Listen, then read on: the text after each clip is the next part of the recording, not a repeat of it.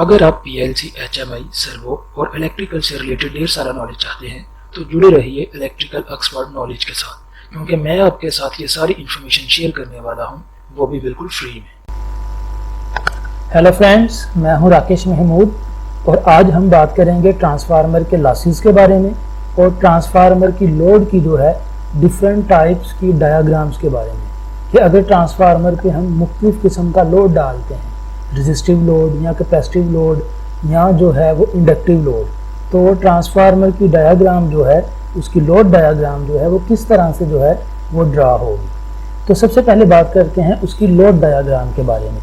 तो जो load diagram है ट्रांसफार्मर पर बेसिकली जो है वो तीन तरह के लोड्स जो हैं वो डाले जा सकते हैं। एक रेजिस्टिव लोड, दूसरा जो है वो कैपेसिटिव लोड और तीसरा जो है वो इंडक्टिव लोड। तो बारी बारी हम तीनों लोड्स के साथ जो है वो ट्रांसफार्मर की वेक्टर डायग्राम की बात करेंगे और ये जो वेक्टर डायग्राम्स हैं ये आपको स्क्रीन पर भी नज़र आ रही होंगी। तो वेक्टर डायग्राम्स को समझने के लिए या ड्रा करने के लिए जो बेसिकली तीन बातों का पता होना ज़रूरी है वो ये है कि अगर ट्रांसफार्मर पे जो है वो रेजिस्टिव लोड हो तो रेजिस्टिव लोड की सूरत में जो करंट और वोल्टेज हैं वो इन फेज होते हैं, यानी कि जिस सिमत में करंट होगी उसी सिमत में जो है वो वोल्टेज होंगे। और अगर जो है ट्रांसफार्मर पर जो है वो इंडक्टिव लोड डाला हो, अगर उस पर जो है वो कॉइल वाला लोड डाला हो, तो इंडक्टिव लोड की सूरत में करंट जो है वो वोल्टेज से लैग करती है, करंट जो है वो वोल्टेज से पीछे रहती है। और अगर ट्रांसफार्मर पर जो है वो कैपेसिटिव लोड डाला गया हो तो कैपेसिटिव लोड में करंट और वोल्टेज का रिलेशनशिप जो है वो लीडिंग होता है, यानी कि जो करंट है वो वोल्टेज से लीड करती है, वो आगे होती है। तो इन तीन बातों को हमने मद्देनज़र रखना है। मैं दोबारा रिपीट कर देता हूँ कि जो ट्रांसफार्मर या कोई भी सर्किट है अगर उस पर जो है वो रेजिस्टिव लोड हो, अगर कोई भी ट्रांसफार्मर है उस पर रेजिस्टिव लोड है या कोई भी सर्किट है जो कि रेजिस्टिव सर्किट है, तो उसमें करंट और वोल्टेज जो हैं वो क्या होंगे, इन फेज होंगे, यानी कि करंट और वोल्टेज के दरमियान जो है वो कोई एंगल नहीं होगा। जिस सिमत में वोल्टेज होंगे उसी सिमत में करंट होगी। और इसी तरह अगर ट्रांसफार्मर पर जो है वो इंडक्टिव लोड डाला गया है तो इंडक्टिव लोड की सूरत में जो करंट है वो वोल्टेज से लैग करती है, जो करंट है वो वोल्टेज से पीछे रहती है। और अगर ट्रांसफार्मर पर जो है वो कैपेसिटिव लोड डाला गया है तो कैपेसिटिव लोड की सूरत में जो करंट है वो वोल्टेज से लीड करती है, वो वोल्टेज से जो है वो आगे होती है। तो अगर हम इन डायग्राम्स पे गौर करें तो डायग्राम में हमें जो है वो कुछ बातें जो हैं वो कॉमन नज़र आती हैं। तो अगर हम उन कॉमन बातों पे गौर करें तो ट्रांसफार्मर पर किसी भी लोड पर हमने डायग्राम को ड्रा करना हो या उसको समझना हो तो वो समझना या ड्रा करना जो है वो हमारे लिए आसान हो जाएगा। तो हम देखते हैं कि वो कॉमन बातें कौन सी हैं। तो हमने पहले भी डिस्कस किया था कि जो वोल्टेज V1 है, जो प्राइमरी वोल्टेज है, उनके बिल्कुल ऑपोजिट जो है वो E1 और E2 होता है। तो इसमें हम देख सकते हैं, अगर हम देखें तो इतने हिस्से को, तो यहाँ पे क्या है जी, V1, ठीक है जी, इसी तरह E1 और E2। V1 के बिल्कुल ऑपोजिट जो है वो E1 और E2 है। और अगर हम फ्लक्स वाले सेक्शन की बात करें तो फ्लक्स हमेशा इसी सेक्शन में होगा, ठीक है जी। इतनी चीज जो है वो तीनों डायग्राम में सेम है। इधर दूसरी डायग्राम में भी हम देखें तो ये चीज जो है हमें सेम नजर आएगी।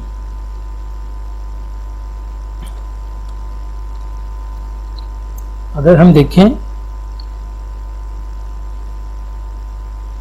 तो इसमें भी क्या है जी, वोल्टेज के बिल्कुल वोल्टेज V1 जो है इसके बिल्कुल ऑपोजिट जो है E1 और E2 है। और अगर हम फ्लक्स की बात करें तो फ्लक्स क्या वोल्टेज से 90 दर्जे पे है। यहाँ पे भी हमें वो सेम कंडीशन जो है वो देखने को मिलती है। सेम तीसरी में भी ऐसा ही है, V1 और जो है यहाँ पे भी हमें सेम मिल रहा है कि V1 के बिल्कुल ऑपोजिट जो है E1 और E2 है। और अगर हम फ्लक्स की डायरेक्शन की बात करें तो फ्लक्स भी सेम है। तो ये तीन चीज़ें हमें जो है वो तीनों डायग्राम्स में जो है वो सेम मिल रही हैं। उसके बाद जो चीज़ गौर करने वाली है वो एक और चीज़ है कि हमेशा I2 का जो वेक्टर है, ये I2 है, I2 के बिल्कुल ऑपोजिट डायरेक्शन में हमेशा I2 डैश का वेक्टर होगा। जहां पे भी I2 का वेक्टर होगा उसके बिल्कुल ऑपोजिट डायरेक्शन में I2 डैश का होगा। इस डायग्राम में भी अगर हम देख लें I2 का वेक्टर है तो I2 के वेक्टर के बिल्कुल ऑपोजिट I2 डैश का वेक्टर है। इसी तरह अगर हम बात कर लें कैपेसिटिव लोड वाली डायग्राम की तो यहाँ पे भी हम देख लें कि I2 का वेक्टर जहाँ पे है उसके बिल्कुल ऑपोजिट डायरेक्शन में I2 डैश का वेक्टर है। तो ये बातें हमने याद रखनी है। दोबारा रिपीट कर देता हूं। पहली बात जो हमने की कि हमेशा V1 के ऑपोजिट डायरेक्शन में E1 और E2 होगा और फ्लक्स जो होगा वो क्या होगा, V1 के ऑपोजिट होगा। जो फ्लक्स होगा वो क्या होगा, V1 के जो है वो 90 डिग्री पर होगा। इसी तरह दूसरी डायग्राम में भी सेम इसी तरह से ही है और तीसरी डायग्राम में भी इसी तरह से ही है। तो मजीद बात करते हैं कि पहली डायग्राम पर हम आते हैं कि अगर रेजिस्टिव लोड डाला गया हो तो रेजिस्टिव लोड की सूरत में हमने क्या बात की है कि जो रेजिस्टिव लोड होता है उसमें करंट जो है वो वोल्टेज के इन फेज होती है, यानी कि जिस सिंक में करंट होती है उसी सिंक में वोल्टेज होते हैं। तो अगर हम देखा जाए कि अगर ट्रांसफार्मर पर रेजिस्टिव लोड डाला गया है तो सेकेंडरी साइड पे क्योंकि लोड डालते हैं तो सेकेंडरी पे रेजिस्टिव लोड है तो सेकेंडरी की करंट जो है, जो सेकेंडरी की करंट I2 है वो सेकेंडरी वोल्टेज E2 से क्या है जी, इन फेज है, दोनों की डायरेक्शन सेम है। और दूसरी बात हमने ये की थी कि जो I2 है इसके बिल्कुल ऑपोजिट डायरेक्शन में क्या होगा, I2 डैश होगा। तो I2 के बिल्कुल ऑपोजिट डायरेक्शन में I2 डैश है। ठीक है जी। और ये बात याद रखें कि I2 डैश और I0 इन दोनों का रिजल्टेंट जो है वो I1 होगा। ठीक है जी। I2 डैश और I0 दोनों का जो रिजल्टेंट वेक्टर है वो I1 होगा। सेम इंडक्टिव लोड की सूरत में बात कर लेते हैं। इंडक्टिव लोड की सूरत में क्या होगा, ट्रांसफार्मर की सेकेंडरी वाइंडिंग पर इंडक्टिव लोड डाला है तो सेकेंडरी वाइंडिंग पर क्योंकि इंडक्टिव लोड डाला है इस वजह से सेकेंडरी की जो करंट होगी वो क्या होगी, सेकेंडरी वोल्टेज से, सेकेंडरी EMF से जो है वो लैग करेगी, वो पीछे रहेगी। ठीक है, क्योंकि इंडक्टिव लोड की सूरत में हमने यही सीखा है कि जो करंट होती है वो वोल्टेज से लैग करती है। तो यहाँ पे जो करंट I2 है वो क्या है जी, सेकेंडरी के वोल्टेज E2 से वो लैग कर रही है, वो पीछे है। और उसके बाद वही बात जो हमने पहले सीखी कि I2 के बिल्कुल ऑपोजिट डायरेक्शन में, I2 के बिल्कुल ऑपोजिट डायरेक्शन में I2 डैश है और I2 डैश और I0 दोनों का रिजल्टेंट जो है वो I1 है। इसी तरह हम बात कर लेते हैं कैपेसिटिव लोड में। तो कैपेसिटिव लोड की सूरत में हमने क्या सीखा था कि जो कैपेसिटिव लोड होता है, कैपेसिटिव लोड में जो करंट होती है वो वोल्टेज से लीड करती है, वो वोल्टेज के आगे होती है। तो अब क्या करेंगे, जो सेकेंडरी वाइंडिंग पे क्योंकि हमने जो है वो कैपेसिटिव लोड डाला है तो सेकेंडरी की करंट जो है वो, सेकेंडरी की करंट I2 जो है वो क्या होगी, सेकेंडरी के वोल्टेज E2 से लीड करेगी। आप देख सकते हैं इंडक्टिव लोड की सूरत में I2 लैग कर रही थी, E2 से पीछे थी, लेकिन कैपेसिटिव लोड की सूरत में करंट क्या करती है, वोल्टेज से लीड करती है। तो सेकेंडरी वोल्टेज E2 से सेकेंडरी करंट I2 जो है वो क्या करेगी, वो लीड करेगी। और फिर बाकी की तरह I2 की बिल्कुल ऑपोजिट डायरेक्शन में I2 डैश है, I2 के बिल्कुल ऑपोजिट डायरेक्शन में I2 डैश है और I2 डैश और I0 इन दोनों का रिजल्टेंट जो है वो वेक्टर I1 है। इसमें मजीद मैं बताता चलूं कि जो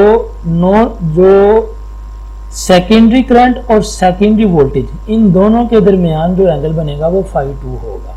इसी तरह प्राइमरी वोल्टेज और प्राइमरी करंट के दरमियान जो एंगल बनेगा वो φ1 होगा और प्राइमरी वोल्टेज और नो लोड करंट के दरमियान जो एंगल बनेगा उसको φ0 से ज़ाहिर करेंगे। बाकी डायग्राम्स में भी ऐसे ही आप देख सकते हैं कि E2 और I2 इन दोनों के दरमियान जो फेज एंगल बन रहा है उसको φ2 से शो कर रहे हैं।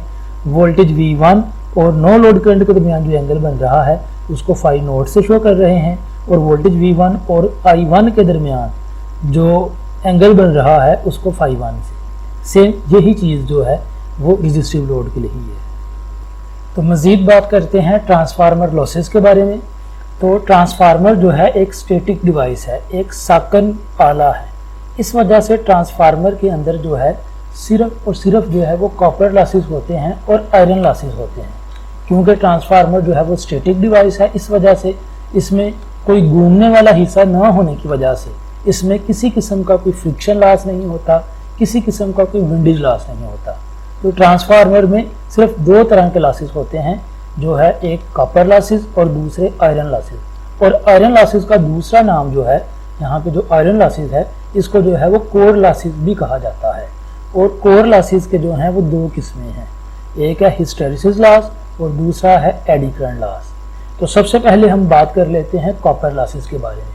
तो कॉपर लॉसेस असल में क्या है कि वाइंडिंग के अंदर करंट की गुजरने की वजह से वाइंडिंग के अंदर जो लॉस होगा उसको जो है वो कॉपर लॉस कहेंगे। यहाँ हम इसको इस तरह से भी कह सकते हैं कि वाइंडिंग के मटेरियल की क्या कुछ ना कुछ रेजिस्टेंस है, कॉपर की जो है वो कुछ ना कुछ रेजिस्टेंस है। तो जब इन वाइंडिंग्स के अंदर से करंट गुजरेगी तो उस रेजिस्टेंस की वजह से वाइंडिंग के अंदर क्या होगी, हरारत पैदा होगी, हीट पैदा होगी। तो वाइंडिंग में जो हीट पैदा हो रही है करंट के गुजरने की वजह से उसको हम कॉपर लॉस का नाम देंगे। तो कॉपर लॉसेस का जो फार्मूला है वो I²R है। अगर हम देखें तो जो कॉपर लॉसेस का फार्मूला है हमें स्क्रीन पे नज़र आ रहा है वो I²R है, लेकिन यहाँ पे I के साथ H भी है, और अगर हम दूसरे पार्ट में देखें तो वहाँ पे I के साथ X है। तो H से मुराद जो है वो हाई वोल्टेज साइड की करंट और रेजिस्टेंस होगी। IH है तो IH से मुराद है हाई वोल्टेज साइड की करंट, और RH से मुराद है हाई वोल्टेज वाइंडिंग की जो है वो रेजिस्टेंस। इसी तरह X जो है वो रिप्रेजेंट करता है लो वोल्टेज साइड को। तो IX लो वोल्टेज साइड की या लो वोल्टेज वाइंडिंग की current, RX low voltage winding की रेजिस्टेंस। तो करंट का जो कॉपर लॉसेस का फार्मूला है वो है I²R। तो IH² और RH ये क्या होंगे, ये हाई वोल्टेज साइड के कॉपर लॉसेस होंगे। और इसी तरह I²X और RX ये क्या होंगे, लो वोल्टेज साइड के जो हैं वो कॉपर लॉसेस होंगे। तो हाई वोल्टेज साइड के कॉपर लॉसेस और लो वोल्टेज साइड के कॉपर लॉसेस दोनों को जमा करेंगे तो ये ट्रांसफार्मर के टोटल कॉपर लॉसेस आ जाएंगे। ठीक है जी, मजीद आगे बढ़ते हैं। मजीद हम बात करते हैं आयरन लॉसेस के बारे में। तो आयरन लॉसेस जो है ये कोर के अंदर होते हैं, इस वजह से इसको जो है वो कोर लॉसेस का भी नाम दिया जाता है। तो जब कोर मैग्नेटाइज होती है तो कोर के मैग्नेटाइज होने की वजह से कोर के अंदर जो है वो मकनातीस पैदा होने की वजह से ये कोर के अंदर जो है वो लॉसेस होते हैं। और कोर लॉसेस की दो किस्में हैं, एक है जी एडी करंट लॉस, दूसरा है हिस्टेरिसिस लॉस। तो पहले बात कर लेते हैं एडी करंट लॉसेस की। तो एडी करंट लॉसेस जो हैं, जब ट्रांसफार्मर की प्राइमरी वाइंडिंग को सप्लाई दी जाती है तो ट्रांसफार्मर की प्राइमरी वाइंडिंग को सप्लाई देने से प्राइमरी वाइंडिंग के अंदर फ्लक्स पैदा होता है, और ये फ्लक्स जो है वो कोर के अंदर से गुजर कर, यानी कि हम कह सकते हैं कि कोर के साथ लिंक करता हुआ सेकेंडरी वाइंडिंग तक पहुंचता है, सेकेंडरी वाइंडिंग के साथ लिंक करता है, जिसकी वजह से सेकेंडरी वाइंडिंग में EMF पैदा होती है। तो क्योंकि फ्लक्स जो है वो कोर के साथ लिंक करता हुआ या कोर में से गुजरता हुआ सेकेंडरी वाइंडिंग के साथ लिंक कर रहा है, इस वजह से कोर के अंदर भी जो है वो करंट पैदा होगी, क्योंकि फ्लक्स जो है वो कोर के साथ भी लिंक कर रहा है। तो कोर के साथ फ्लक्स लिंक करने से कोर के अंदर करंट पैदा होगी, उसको हम एडी करंट का नाम देंगे। और अगर इस एडी करंट पर काबू ना पाया जाए तो कोर बहुत ज़्यादा गर्म होकर जल जाएगी। ठीक है जी, यानी कि हम कह सकते हैं कि कोर के अंदर ये भी लॉसेस जो हैं वो हीट की सूरत में हो रहे हैं। कॉपर लॉसेस भी हीट की सूरत में लॉसेस हो रहे हैं, लेकिन वो वाइंडिंग के अंदर हो रहे हैं। लेकिन जो एडी करंट लॉस है ये भी हीट की सूरत में लॉस हो रहा है, लेकिन ये कोर के अंदर हो रहा है। तो इस वजह से कोर की जो एडी करंट है इस पर काबू पाना बहुत ज़रूरी है। तो कोर की एडी करंट पर काबू पाने के लिए फिर कोर को क्या किया जाता है, पतरीदार बनाया जाता है और हर पतरी को दूसरी पतरी से जो है वो इंसुलेशन पेपर के जरिए या वार्निश के जरिए जो है वो अलग अलग रखा जाता है ताकि हर पतरी की करंट जो है वो उसी पतरी तक महदूद रहे। तो इस तरह से जो एडी करंट है वो मिनिमाइज हो जाएगी, वो कम हो जाएगी, तो जिसकी वजह से कोर जो है वो इतनी ज़्यादा गर्म नहीं होगी और जो एडी करंट है या एडी करंट जो लॉसेस हैं वो क्या हो जाएंगे, महदूद हो जाएंगे और कोर के जलने का भी अंदेशा नहीं रहेगा। मज़ीद आगे बढ़ते हैं, मज़ीद आगे बात करते हैं हिस्टेरिसिस लॉसेस की। तो जो हिस्टेरिसिस लॉसेस हैं ये भी असल में कोर के मैग्नेटाइज होने की वजह से होते हैं, लेकिन जो कोर के अंदर फ्लक्स है उसकी डायरेक्शन तब्दील होती रहती है। कोर क्योंकि जो वाइंडिंग है, जो प्राइमरी वाइंडिंग है, उसको जो सप्लाई हमने मुहैया की है वो एसी सप्लाई मुहैया की है। ठीक है जी। अगर हम देखें तो जो ट्रांसफार्मर है वो एसी मशीन है, तो ट्रांसफार्मर क्योंकि एसी मशीन है इस वजह से उसकी प्राइमरी वाइंडिंग को जो सप्लाई देंगे वो क्या होगी, साइन वेव की शक्ल में होगी। तो क्योंकि वो साइन वेव की शक्ल में होगी तो जो फ्लक्स पैदा होगा वो भी क्या होगा, साइनोसिडल होगा, वो भी साइन वेव की शक्ल में होगा। तो साइन वेव के दो साइकिल होते हैं, एक होता है पॉजिटिव साइकिल, ये जो ऊपर वाला है ये पॉजिटिव साइकिल है, और इसी तरह जो नीचे वाला है ये जो है ये नेगेटिव साइकिल है।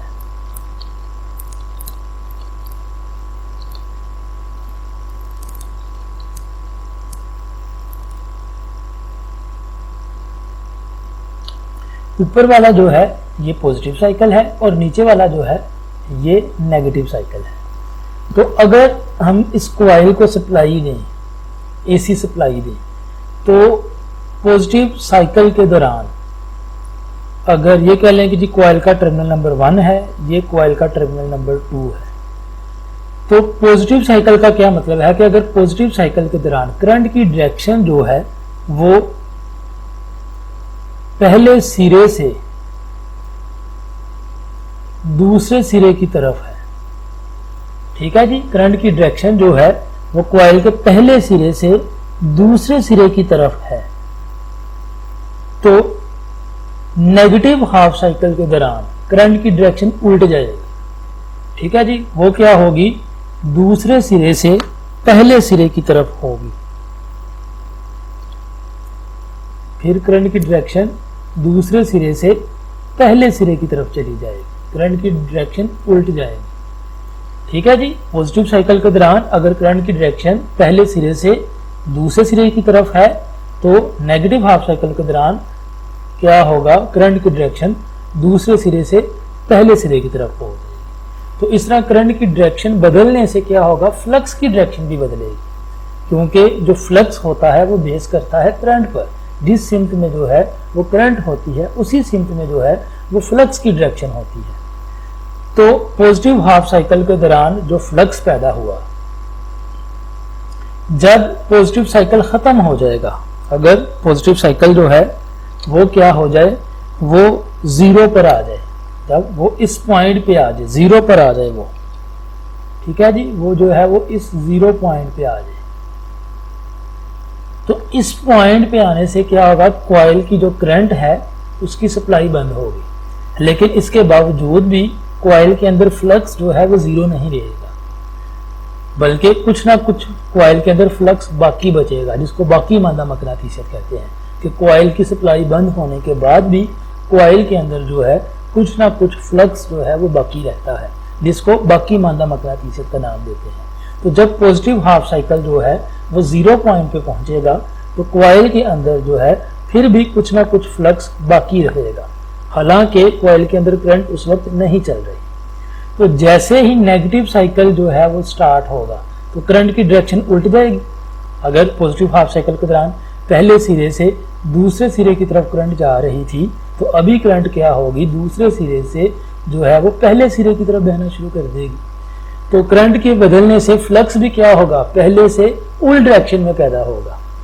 तो जो करंट नेगेटिव हाफ साइकिल की वजह से पैदा होगा वो बाकी मादा मकनातीसियत के असर को ज़्यादा करेगा। ठीक है जी, तो इस तरह से जो नेगेटिव साइकिल की वजह से पैदा होने वाला फ्लक्स है वो सारा का सारा यूजफुल नहीं है, या जो नेगेटिव साइकिल की वजह से पैदा होने वाली पावर है वो सारी की सारी यूजफुल नहीं है, बल्कि उसका कुछ हिस्सा जो है वो बाकी मानदा मकनातीसियत पर काबू पाने के लिए जो है वो खर्च हो रहा है, और जो हिस्सा बच रहा है वो यूजफुल फ्लक्स है, वो यूजफुल पावर है। तो इस तरह से हम कह सकते हैं कि ये नेगेटिव साइकिल के अंदर कुछ पावर का ज़िया हो रहा है। इसी तरह जब नेगेटिव साइकिल जीरो पर जाएगा तो नेगेटिव साइकिल की वजह से जो फ्लक्स पैदा हुआ है उसकी कुछ बाकी मादा मकनातीसियत रह जाएगी, और जब पॉजिटिव साइकिल आगे स्टार्ट होगा तो पॉजिटिव साइकिल की वजह से जो पैदा होने वाला फ्लक्स है वो क्या करेगा, नेगेटिव साइकिल की वजह से जो बाकी मादा मकनातीसियत है उसके असर को ज़ाया करेगा, तो कुछ पावर फिर ज़ाया होगी। यानी कि पोलैरिटी के तब्दील होने की वजह से या एसी साइकिल्स के तब्दील होने की वजह से, ठीक है जी, कोर के अंदर या कॉइल के अंदर जो है वो लॉसेस होते हैं जिसको हम हिस्टैरिसीस लॉसेस कह सकते हैं। ठीक है जी, हिस्टैरिसीस लॉसेस की डेफिनेशन क्या होगी, एसी साइकिल्स के तब्दील होने की वजह से या पोलैरिटी के तब्दील होने की वजह से जो लॉसेस वाक़या होते हैं इनको हम हिस्टैरिसीस लॉस कहते हैं। तो मज़ीद आगे बढ़ते हैं।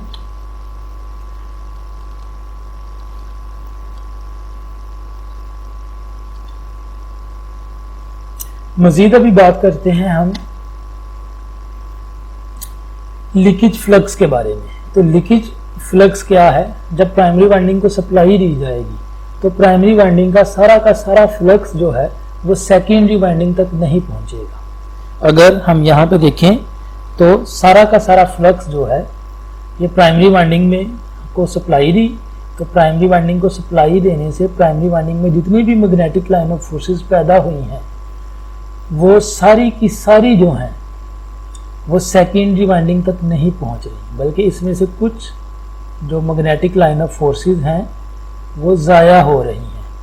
प्राइमरी वाइंडिंग में जितनी भी मैग्नेटिक लाइन ऑफ फोर्सेस पैदा हो रही हैं वो सारी की सारी सेकेंडरी वाइंडिंग तक नहीं पहुंच रही, बल्कि उसमें से कुछ मैग्नेटिक लाइन ऑफ फोर्सेस क्या हो रही हैं वो ज़ाया हो रही हैं। तो ये ज़ाया होने वाली जो मैग्नेटिक लाइन ऑफ फोर्सेस हैं इसी को हम लीकेज फ्लक्स का नाम देते हैं। ठीक है जी, और जो प्राइमरी वाइंडिंग का मैग्नेटिक फ्लक्स सेकेंडरी वाइंडिंग तक पहुंच जाता है उसको जो है हम कहते हैं ये यूजफुल फ्लक्स है, ये लिंकेज फ्लक्स है। तो आज के लिए इतना ही। अगर आपको किसी चीज़ की समझ नहीं आई तो आप कमेंट बॉक्स में आकर जो है वो मुझसे क्वेश्चन कर सकते हैं। तो आज के लिए इतना ही। खुदा हाफिज़।